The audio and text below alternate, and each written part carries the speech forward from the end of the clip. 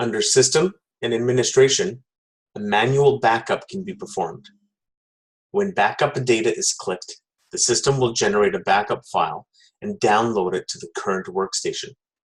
The system also performs automatic backups at midnight every night and stores these backups on the server. These backups are held for 30 days and then discarded.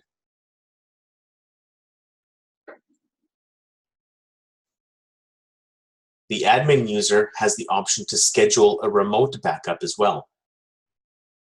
The server will be the IP address of the remote backup location.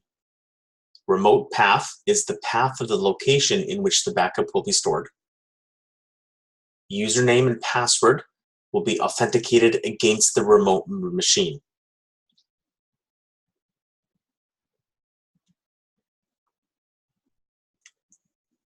Restoring a backup can be done from the Restore Data option.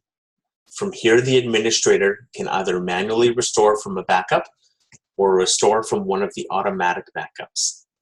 Be sure to always choose Data Only when performing a backup. Once the backup is restored, a reboot of the system will be necessary.